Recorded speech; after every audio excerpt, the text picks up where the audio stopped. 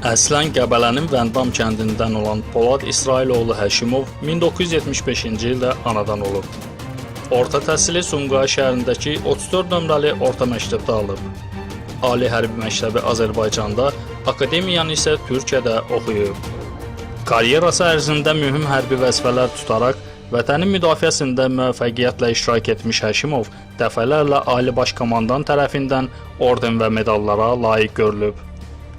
Polad Həşimov 2003-cü ildə mayor rütbəsindəykən Azərbaycan Respublikasının prezidenti Heydər Əliyevin sərəncamı ilə hərbi xidmətlərə görə medalı ilə təltif edilib.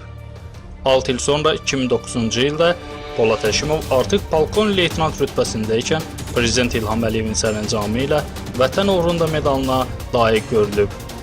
2014-cü ildə 3-cü dərəcəli vətənə xidmətə görə orden ilə təltif edilən Polad Həşimov 2016-cı ildə aprel döyüşləri zamanı göstərdiyi qəhrəmanlığa görə Prezident İlham Əliyevin sərəncamı ilə 2-ci dərəcəli vətənə xidmətə görə ordeninə layiq görülüb. 24 iyun 2019-cu ildə Prezidentin sərəncamı ilə ona general-mayor hərbi rütbəsi verilib. 2020-ci il iyul ayının 14-də səhər saatlarında Tovuz döyüşləri zamanı müdafiənin ön xəttində olan general-mayor Həşimov Polad İsrailoğlu qəhrəmancasına şəhid olub. Bakıda 2-ci fəxri xiyabanda dəfn edilib.